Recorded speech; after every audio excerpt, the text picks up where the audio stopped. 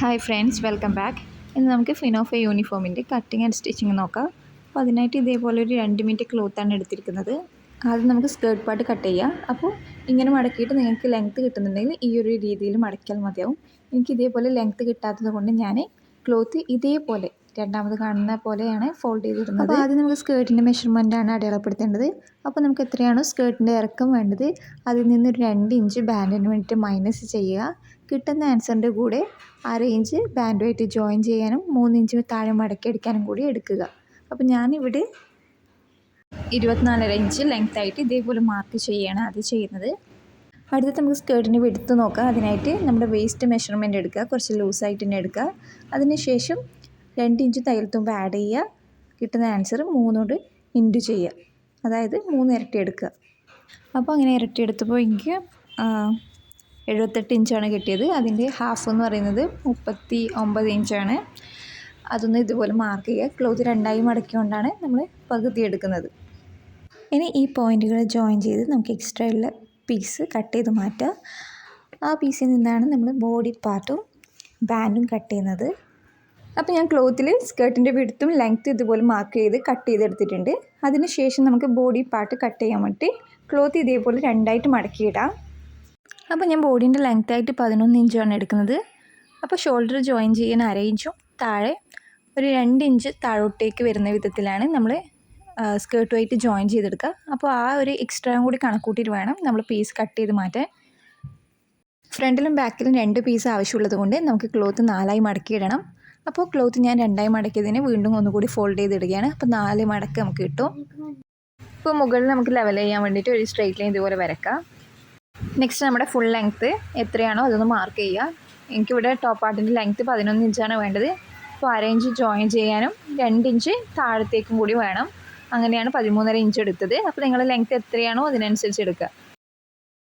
ഇനി നമുക്ക് നെക്കിൻ്റെ വിഡ്ത്തായിട്ട് ഒരു 2.25 ഇഞ്ച് മാർക്ക് ചെയ്യാം. ശേഷം ഷോൾഡർ എത്രയാണോ അതിൻ്റെ കൂടെ 1/2 ഇഞ്ച് എക്സ്ട്രാ എടുത്തിട്ട് അതും കൂടി ഒന്ന് മാർക്ക് ചെയ്യും. ഞാനിവിടെ 5.5 ഇഞ്ചാണ് മാർക്ക് ചെയ്തത്. ഇനി നമ്മൾ ഷോൾഡർ എത്രയാണോ മുകളിലെടുത്തത് അതിൽ നിന്ന് 1/2 ഇഞ്ച് കുറച്ചിട്ടാണ് താഴെ മാർക്ക് ചെയ്യുന്നത്, വേസ്റ്റിൻ്റെ അവിടെ. ഇനി ഈ പോയിൻറ്റുകൾ തമ്മിൽ ജോയിൻ ചെയ്തെടുക്കുക. നെക്സ്റ്റ് നമുക്ക് ഫ്രണ്ടും ബാക്കും നെക്കിൻ്റെ ലെങ്ത്തുകൾ മാർക്ക് ചെയ്യുക. അപ്പോൾ ഞാനിവിടെ 4.5 ഇഞ്ച് ഫ്രണ്ട് നെക്കും ബാക്ക് നെക്ക് 3.5 ഇഞ്ചുമാണ്. അത് നമുക്ക് ഇതേപോലെ ഒരു സ്ക്വയർ ബോക്സ് ആക്കി എടുക്കുക. സ്ക്വയർ നെക്കാണ് ഇവിടെ കൊടുക്കുന്നത്. അടുത്തതായി നമുക്ക് ഷോൾഡറിൻ്റെ അവിടെ ഒരു 1/2 ഇഞ്ച് സ്ലോപ്പ് ഇതുപോലെ വരച്ചെടുക്കുക. അപ്പോൾ സ്ലോപ്പിന് വേണ്ടി 1/2 ഇഞ്ച് മാർക്ക് ചെയ്യുക, ഇതുപോലെ ക്രോസ് ആയിട്ടൊന്ന് വരച്ചെടുക്കുക.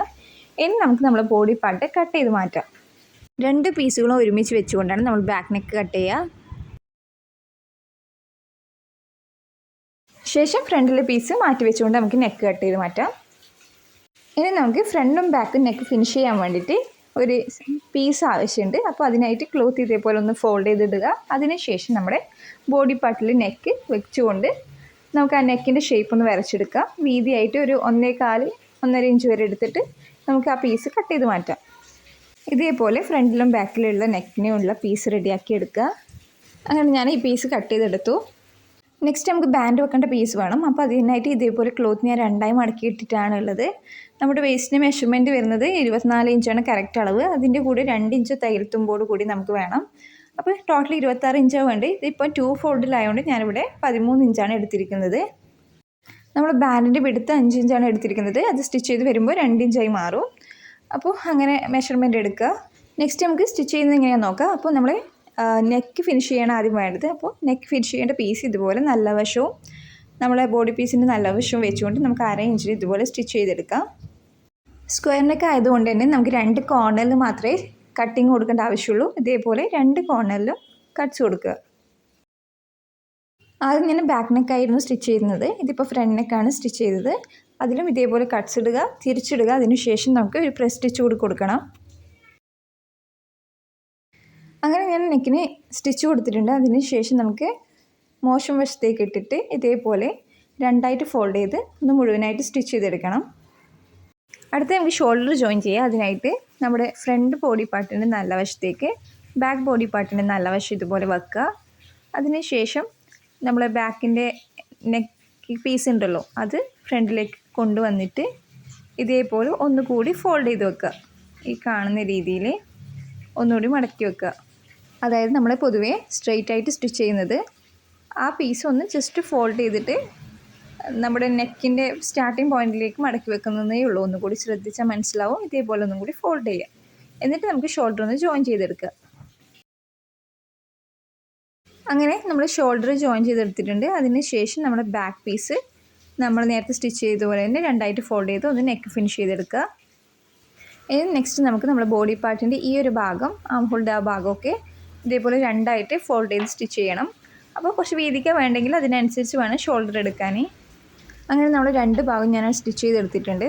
നെക്സ്റ്റ് സ്കേർട്ട് പാർട്ട് നമുക്ക് രണ്ട് പീസായിട്ടാണല്ലോ കിട്ടിയത്. അതൊന്നും ജോയിൻ ചെയ്തെടുക്കുക.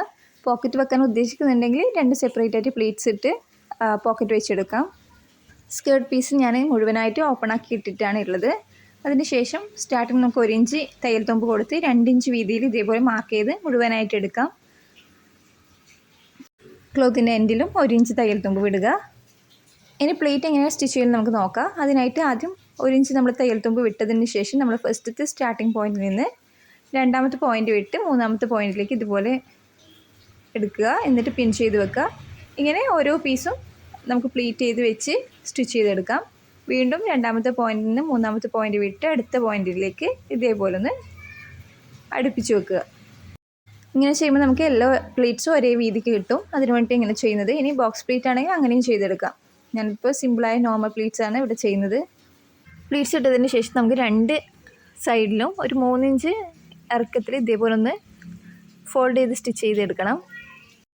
നെക്സ്റ്റ് നമുക്ക് ബാൻഡുമായിട്ടൊന്ന് ജോയിൻ ചെയ്തെടുക്കാം. അതിനായിട്ട് സ്കേർട്ടിൻ്റെ മോശം വശത്തേക്ക് ബാൻഡിൻ്റെ നല്ല വശം വരുന്ന വിധത്തിൽ ഇതുപോലെ ഒന്ന് വെച്ച് സ്കേർട്ടിൻ്റെ പീസിൽ ഒരു 1/2 ഇഞ്ച് ക്ലോത്ത് പുറത്തേക്ക് വരുന്ന വിധത്തിൽ ഇതുപോലെ വെച്ചിട്ട് നമുക്ക് സ്കേർട്ടിനൊന്ന് കവർ ചെയ്തെടുക്കാം. എന്നിട്ട് സ്റ്റിച്ച് ചെയ്യുക. ഇതേപോലെ മറുവശത്തെ എൻഡിലും ഇതേപോലെ 1/2 ഇഞ്ച് ക്ലോത്ത് പുറത്തേക്ക് വെച്ച് സ്കേർട്ടിനെ കവർ ചെയ്ത് വേണം സ്റ്റിച്ച് ചെയ്തെടുക്കാൻ. സ്റ്റിച്ച് ചെയ്ത് കഴിഞ്ഞാൽ ഇനി നമുക്ക് നല്ല വശത്തേക്ക് മറിച്ചിടാം. ഇനി നമുക്ക് ബാൻഡ് ഫിനിഷ് ചെയ്യാണ് വേണ്ടത്. അപ്പോൾ ഇതേപോലെ ഒന്ന് ഫോൾഡ് ചെയ്ത് നമ്മൾ സ്റ്റിച്ച് ചെയ്ത് ആ പീസിലേക്ക് വരുന്ന വിധത്തിൽ ഇതേപോലെ വെച്ചുകൊണ്ട് നമുക്ക് സ്റ്റിച്ച് ചെയ്തെടുക്കാം. ഇനി നമുക്ക് താഴെ ഒന്ന് മടക്കിയെടുക്കാം. അപ്പോൾ നമ്മൾ എത്രയാണോ തയ്യൽ തുമ്പ് കൊടുത്തത് അതിനനുസരിച്ചിട്ട് കുറച്ച് വീതിക്ക് വേണം യൂണിഫോമിൽ താഴെ മടക്കിയടിക്കാൻ. ഇതേപോലെ ഒന്ന് സ്റ്റിച്ച് ചെയ്തെടുക്കുക. നെക്സ്റ്റ് സ്കേർട്ടിൻ്റെ നല്ല വശങ്ങൾ ഒരുമിച്ച് വെച്ചുകൊണ്ട് നമ്മൾ ഒരു ഓപ്പൺ കൊടുത്തിട്ടുണ്ടായിരുന്നല്ലോ 3 ഇഞ്ച് വരെ, അത് കഴിഞ്ഞിട്ട് ബാക്കി ഒന്ന് ജോയിൻ ചെയ്ത് അറേഞ്ചിൽ സ്റ്റിച്ച് ചെയ്തെടുക്കുക. ഇതോടുകൂടി നമ്മൾ സ്കേർട്ട് ഫിനിഷ് ആയിട്ടുണ്ട്. ഇനി നമുക്ക് ഫിനോഫറിൻ്റെ ഭാഗം ഒന്ന് അറ്റാച്ച് ചെയ്തെടുക്കണം. അപ്പോൾ അതിന് വേണ്ടി നമുക്ക് സ്കേർട്ട് ഇതുപോലെ വെച്ചുകൊണ്ട് സെൻറ്റർ പോയിൻ്റ് ഒന്ന് മാർക്ക് ചെയ്യുക. ഫ്രണ്ടിലും ബാക്കിലും ഇതേപോലെ ഒന്ന് സെൻറ്റർ മാർക്ക് ചെയ്തെടുക്കാം. അടുത്തതായി നമ്മൾ ബോഡി പാർട്ടിൽ എത്രയാണോ കറക്റ്റ് ലെങ്ത്ത് അതൊന്ന് മാർക്ക് ചെയ്ത് നമുക്ക് ഇതുപോലെ ഒരു സ്ട്രെയിറ്റ് ലൈന് ഫ്രണ്ടിലും ബാക്കിലും വരച്ചെടുക്കുക. അതിനുശേഷം സെൻറ്റർ ഒന്ന് മാർക്ക് ചെയ്തെടുക്കുക. ഇനി നമ്മൾ സ്കേർട്ടിൻ്റെ സെൻറ്റർ ഭാഗത്തേക്ക് നമ്മൾ ബോഡി പാർട്ടിന് സെൻറ്റർ വരുന്ന വിധത്തിൽ ഇതുപോലെ ഒന്ന് വെച്ച് പിൻ ചെയ്തെടുക്കുക. നമ്മൾ ഹുക്ക് വെക്കുന്ന ഭാഗം എപ്പോഴും നമ്മൾ ലെഫ്റ്റ് സൈഡായിരിക്കും ഉണ്ടാവുക. അപ്പോൾ ആ ഒരു ഏരിയ നോക്കിയിട്ട് വേണം ഫ്രണ്ടിലും ബാക്കിലും പീസ് ഒന്ന് അറ്റാച്ച് ചെയ്തെടുക്കാൻ. അങ്ങനെ ഞാൻ രണ്ട് വശത്തെ സ്കേർട്ടും ബോഡി പാർട്ടും നമ്മൾ അറ്റാച്ച് ചെയ്തിട്ടുണ്ട്. അപ്പോൾ ഓൾമോസ്റ്റ് നമ്മൾ യൂണിഫോം റെഡി ആയിട്ടുണ്ട്. അപ്പോൾ എല്ലാവരും സബ്സ്ക്രൈബ് ചെയ്യുക, സപ്പോർട്ട് ചെയ്യുക.